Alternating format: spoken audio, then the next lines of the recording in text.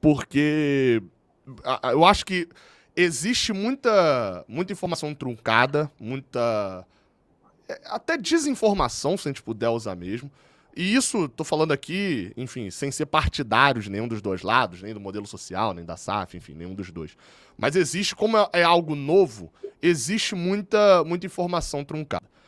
Mas mais do que informação sobre a SAF, existe muita informação truncada sobre o posicionamento do Fluminense e o posicionamento do atual presidente do Fluminense. Porque me parece bem claro que não basta apenas a vontade da torcida para que um clube se torne SAF. Isso depende também de uma vontade política também do clube. Como você, Mário Bittencourt, enxerga até o momento as SAFs, que nada mais é do que um novo modelo da sociedade anônima específica para o futebol, que tem alguns benesses e tal. Isso tudo é uma discussão que aqui no canal a gente já bateu bastante, tem vídeo aqui falando sobre isso. Mas como você, como presidente do Fluminense, como presidente de um grande clube, hoje enxerga o movimento, acho que dá para chamar de um movimento das SAFs que vem acontecendo, quando... Se eu estabelecer aqui um G13, dos 13 clubes aí de maior torcida do Brasil, ou se quiser botar um G14 com o Sport junto, você já tem 3, 4 clubes partindo para isso, Bahia, Vasco, Cruzeiro e Botafogo partindo para esse modelo. Como você, como presidente do Fluminense, está vendo essa situação e avaliando de acordo com o Fluminense? Gabriel, preciso te fazer uma pergunta antes, para você me dizer se é interessante ou não, porque você falou que já falou sobre o tema no canal. Se é necessário uma explicação rápida do ponto de vista técnico, antes de eu dizer o posicionamento do clube, enfim, antes de dizer o que a gente está vendo sobre esse tema e o que a gente está estudando sobre esse tema, se é necessário uma explicação rápida sobre o que é uma SAF, como ela funciona, que você falou que ela tem algumas benesses, né? Você falou assim, a SAF tem algumas benesses, mas ela também tem uma série de regras diferentes de uma entidade associativa, como, por exemplo, paga muito mais imposto, etc, etc. Pode, enfim, nesse caso, pode se sentir livre para dar a sua argumentação para a resposta. Porque, assim, só para explicar para a galera, de repente tem gente que não é espectador, que não é inscrito aqui no Raiz Tricolor, não é assíduo. Tem um vídeo, inclusive, aqui no Raiz Tricolor, você pesquisar aí SAF, Raiz Tricolor, onde eu falo, não é especificamente direto, mas onde você vai ter uma ideia geral. Mas, enfim, pode sentir à vontade para poder responder da maneira que lhe cabe. Vou tentar ser bem sucinto. Porque SAF levanta um debate de pelo menos 2, 5 horas aí, pelo menos. Olha só, então, o tentar ser sucinto é importante. Eu já até deixo em aberto aí para você, o meu pessoal da comunicação vai brigar comigo, eu já deixo até em aberto se você quiser fazer depois no futuro uma nova discussão sobre o tema especificamente, porque assim, ele é um tema muito interessante, ele é um tema muito curioso, ele é um tema moderno, né? E a gente falar nele em 10 minutos ou 5 minutos, isso pode ser usado um monte de coisa depois. E até para deixar muito claro, muitos argumentos que eu vou usar aqui não são argumentos para a gente... que eu vou citar outros clubes, vou citar os clubes que você falou na minha argumentação, tá? Então, eu não quero que as pessoas achem que eu estou aqui fazendo uma rivalização com outros clubes, ou querendo diminuir, ou querendo criticar, mas só para mostrar um contexto especificamente, você vai ver que eu tenho uma linha de raciocínio, você pode concordar ou discordar, mas você vai ver que a gente tem uma linha de raciocínio. O que é uma SAF... especificamente, é uma sociedade anônima, ou seja, é uma constituição jurídica. Então, a SAF ela é um conduíte de uma gestão, né? É um caminho para você fazer uma gestão. E aí eu pontuo, você pode fazer uma excelente gestão numa empresa, numa sociedade anônima ou numa limitada, e pode fazer uma excelente gestão numa associação.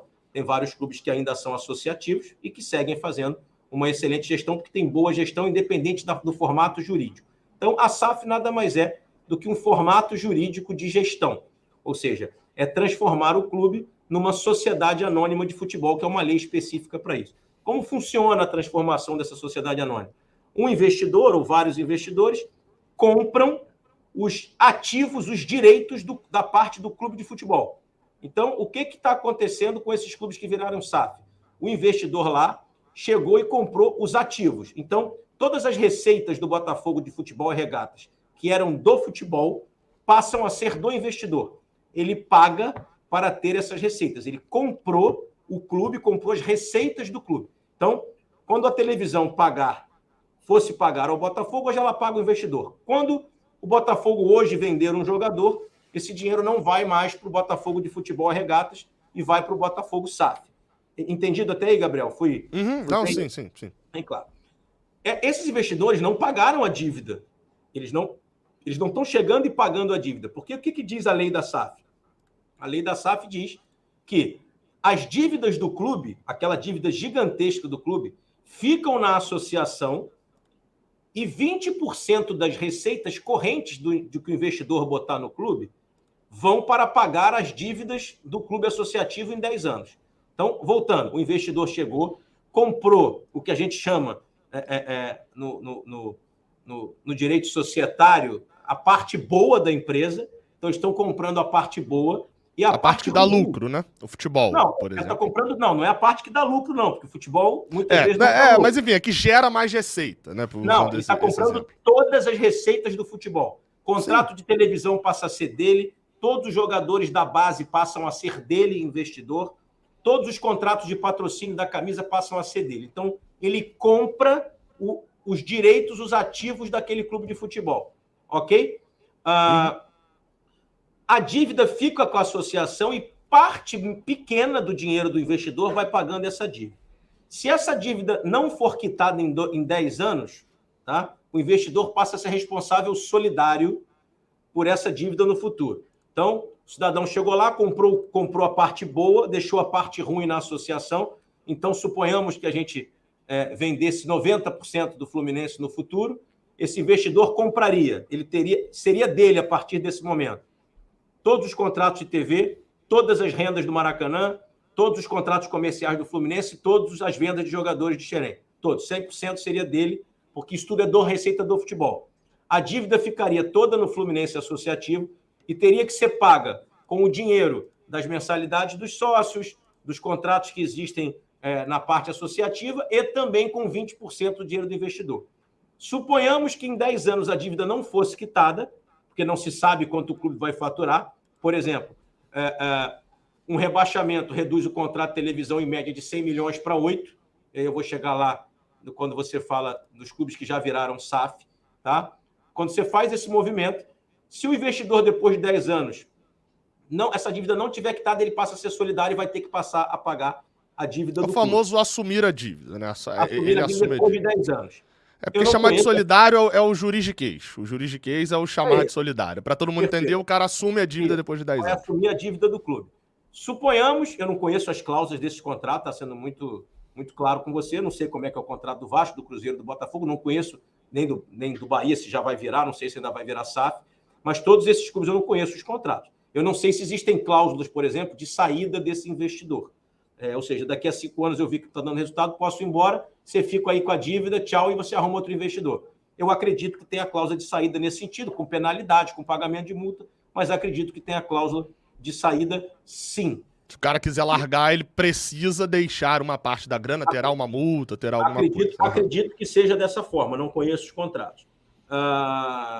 Enfim, a outra situação que está ocorrendo é que a lei foi feita e quem redigiu a lei, enfim, com a maior boa vontade, maior tecnicismo possível, não se atentou para algumas coisas, como, por exemplo, a questão da legislação trabalhista, que considera, por muitas vezes, o investidor como sucessor da dívida. Então, você deve estar lendo aí na internet que, volta e meia, o Cruzeiro está recebendo já condenações aonde a empresa do Ronaldo está sendo responsabilizada em conjunto com o Cruzeiro Associação.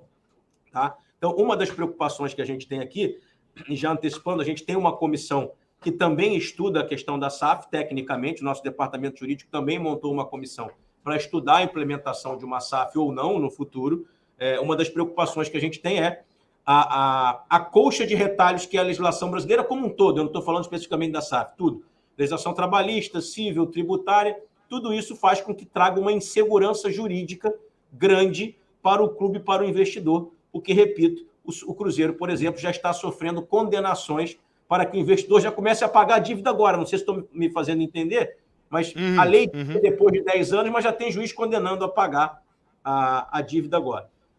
E para concluir a explicação de como funciona, você falou assim, você falou 3 do top 14 do Brasil. Isso não é uma curiosidade nenhuma. Eu falei das maiores torcidas, né? Só pra galera... mas o Atlético Paranaense... mas enfim, eu falei das maiores torcidas do Brasil, são esses 14 times, são 3 dos maiores aí, pelo menos. Aí, vamos lá. Talvez... 4, aliás, né? 4. Possa parecer uma curiosidade ou uma coincidência, mas dos 3 clubes que viraram SAF rapidamente, repito, até quero que você registre essa parte da entrevista. Eu não sou contra a SAF, nem sou a favor da SAF. Isso não é um jogo de futebol. Isso é uma decisão técnica e jurídica sobre o modelo de administração. Então, não significa que o Fluminense, num futuro próximo, num futuro médio ou num futuro mais distante, não possa se transformar numa sociedade anônima de futebol. Tá? E depois eu vou falar sobre modelos dela rapidamente. Mas, curiosamente, isso não é uma curiosidade, nem é uma coincidência, os primeiros clubes que se transformaram em SAF são clubes que ou ainda estão na segunda divisão ou estavam na segunda divisão. E por que isso?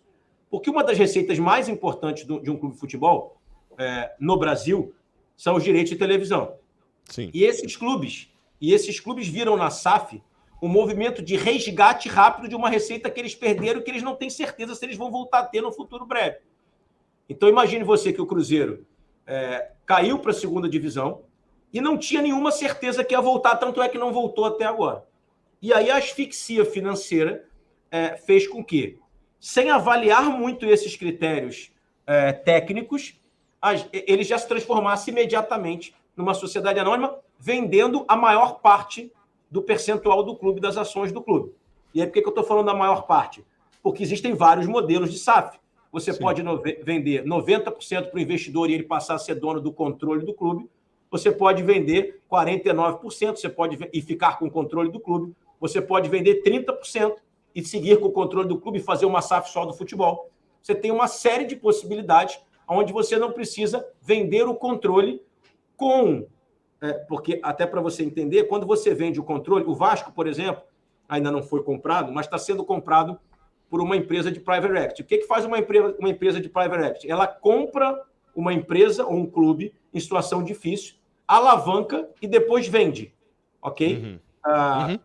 Então, a empresa que está comprando o Vasco, ela pode, daqui a 5 anos, revender o Vasco e ter lucro na venda. Tá?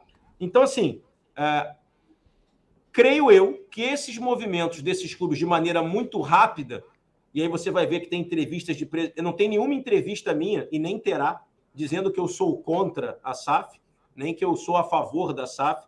Na verdade, vão ter várias entrevistas minhas, e eu estou te afirmando aqui que existe uma equipe, e a gente já tem uma relação com uma grande empresa, uma grande empresa de mercado, estudando esse tema, inclusive financeiramente. É a BTG? A BTG? A gente está em conversas com eles. Você já citou esse nome, inclusive, essa questão, por isso que eu estou perguntando lá na questão do Nordeste Flu. Exatamente. A gente está em conversas com eles, sim. Ainda não temos nenhum contrato firmado, mas estamos caminhando para isso, para que a gente possa fazer um estudo ainda mais aprofundado do ponto de vista financeiro de qual a situação real do Fluminense e do que o Fluminense precisaria para continuar a reestruturação financeira que a gente vem fazendo. Então, voltando, os clubes que se transformaram rapidamente são nitidamente clubes que não tinham outra solução neste momento. Eu até acho que teriam no longo prazo, mas não suportaram esperar. E sem avaliar esses critérios todos de risco legislativo, risco do judiciário, risco de um dia o clube ser revendido, e inclusive de terem sido vendidos, na minha opinião, por um preço abaixo do que vale, bem abaixo do que vale, e essa frase não é minha, pega uma frase do presidente do Atlético Paranaense, que defende o modelo da SAF, mas defende um modelo de SAF com controle do clube, com manutenção. Se você puder pegar uma entrevista dele, você vai ver que ele fala: eu sou a favor desde que o controle siga na instituição, porque a gente não sabe o que pode ser feito no futuro, e mais, né? Ele defende que os clubes brasileiros estão se precipitando e sendo vendidos muito baratos. E por que eu estou dizendo isso? Sem a constituição de uma liga, por exemplo, se a gente tiver uma liga no futuro, e ela não vai acontecer antes de 2025, porque os contratos de televisão, etc., vão até o final de 24, pelo menos, o valor dos clubes aumenta exponencialmente. Além de recentemente falou sobre isso nessa reunião da Nordeste Flu, que o Vilela acabou transmitindo, e quem não estava lá acabou acompanhando também, né? Pelo que eu entendi da sua opinião, é de que a Liga vai... Hoje, a maior grana que o Fluminense recebe, ela vem até de um tema que a gente vai tratar daqui a pouco, a venda de jogador, e de receita de televisão. Com a entrada da liga, essa grana da receita de televisão vai dar um boom, os clubes vão passar a ter receitas correntes maiores, porque esse contrato de TV, obviamente, não vai ser para um ano só, e ele vai ter um valor muito maior, né? Perfeito. Era para esse lado que estava encaminhando. Dado isso, imaginando, enfim, agora é um exercício de, querendo ou não, de futurismo aqui. Imaginando que a liga saia, e eu nem quero entrar tanto nessa questão da liga aqui, mas imaginando que a liga saia e que, de fato, aconteça como a gente vê que vai caminhando para acontecer. Os contratos de TV sejam mais inflados, o Fluminense passe a ter uma receita de TV muito maior, assim como todos os outros clubes do Brasil. O que o torcedor do Fluminense pode esperar desse assunto SAF vindo da sua gestão? Porque, obviamente, o contrato vai ser assinado para 2025, nada garante que você vai ser o presidente do Fluminense, mas, obviamente, a gente imagina que você vai ser candidato à reeleição e tenha planos. O que o torcedor do Fluminense pode esperar você falou, o torcedor nunca vai ouvir eu sendo contra a SAF. Mas o que o torcedor hoje pode esperar dos próximos anos da gestão Mário Bittencourt nesse assunto SAF? Não, na verdade, dos próximos anos não, dos próximos 6 meses, porque a gente não sabe... Sim, mas imaginando que... Enfim... O que a gente pode dizer para o torcedor o Fluminense está extremamente atento ao tema, não só dessa lei da SAF, mas também daquela primeira que foi feita pelo deputado Pedro Paulo. O nosso departamento jurídico, só para vocês saberem, inclusive, foi convidado a contribuir tecnicamente, intelectualmente, com a redação da parte trabalhista daquela lei e da parte tributária. Nós ajudamos, então, para você ver que a gente não é e nunca foi contra, nosso departamento jurídico, ele é muito respeitado no meio do futebol brasileiro, e nós participamos de uma série de discussões. Vou até te falar uma coisa que acho que ninguém sabe, mas nós participamos também de um grupo de estudos que está falando, que está discutindo modificações na Lei Pelé para acabar com algumas regras que prejudicam muitos clubes hoje. Então, a gente é sempre convidado a participar de discussões nesse sentido, do ponto de vista técnico. Então, nós participamos das discussões de SAF desde o início. O que o torcedor do Fluminense pode esperar? O Fluminense está participando do tema, atento ao tema e em vias de assinar um contrato com uma grande empresa de mercado que vai fazer uma avaliação não só técnico-jurídica do tema SAF, como também uma avaliação financeira e das necessidades que o clube tem e dos modelos que o clube tem para seguir na sua reestruturação financeira. É preciso dizer a você o seguinte, por isso que eu falei aqui que eu não quero transformar essa resposta e esse tema em algo futebolístico e que possa se tornar provocativo. Contra e a favor, e não bandeira, a favor, e etc. Mas também com relação a outros clubes. Cada clube sabe da sua necessidade. Tá? Mas, assim, para os torcedores entenderem, o investidor que comprou o Botafogo, ou que está comprando o Vasco, ou que comprou o Cruzeiro, ele não está investindo 400 milhões de reais no futebol do clube todo ano. Ele comprou o clube definitivamente por 400 milhões de reais a ser pago em parcelas e está investindo um valor no futebol que talvez seja um valor menor do que a gente investe hoje ou maior. Isso não significa que ele não possa aumentar e triplicar. Isso é uma decisão do investidor diante do que ele vai ter de receita e de ativos. Então, eu vejo aqui alguns torcedores dizendo, mas a gente pode ficar para trás no investimento e etc. Não necessariamente a gente vai ficar para trás porque existe uma SAF, porque o dono da SAF, o investidor, ele comprou os ativos daquele clube. E se aquele clube... Vou dar um exemplo. Se você compra um clube que está na Série B, você imagina que ele vai estar na A no ano seguinte. O ativo de receita de televisão previsto para estar na A é 120 bilhões. Se esse clube não subir, o investidor comprou um ativo que continua valendo 7 milhões.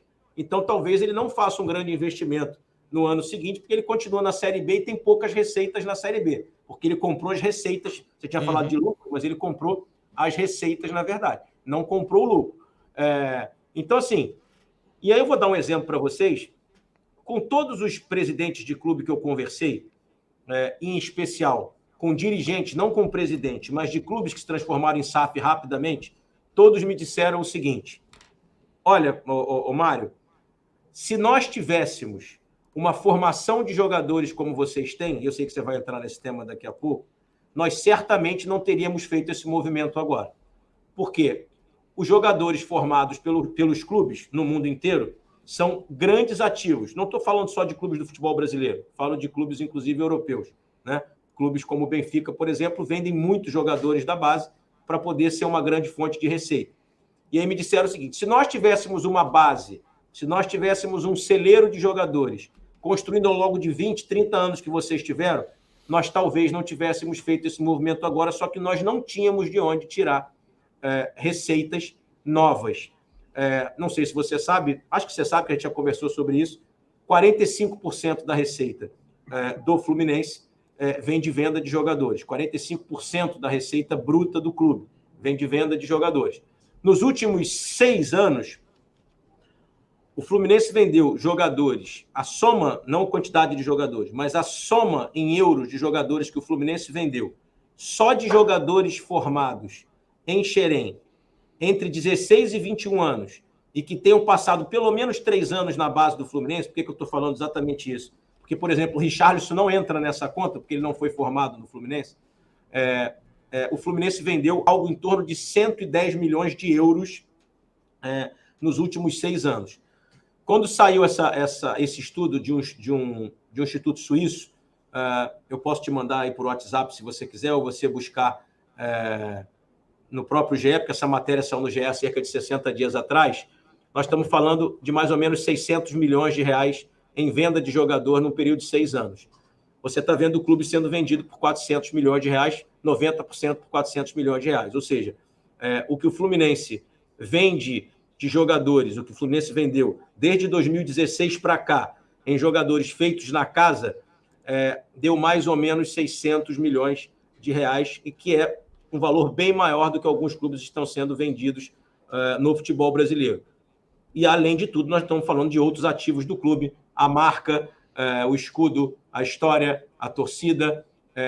Uma coisa que eu não expliquei a você, o investidor também compra, ele também compra as receitas do sócio-torcedor. A partir do momento em que tudo que envolve o sócio-torcedor é o sócio do futebol, né? Tudo que envolve. E uma outra questão, se você vender o controle, se você vende o controle da instituição, também, para ficar muito claro, a escolha do presidente que comanda o futebol sai da mão do torcedor e sai da mão do sócio do clube. Né? Sim, em alguns casos, assim, eu sei, eu estou entendendo o sentido que você está falando, o torcedor perde esse controle, mas em alguns casos talvez seja o que o torcedor mais queira, seja justamente esse ponto. Olha só, né?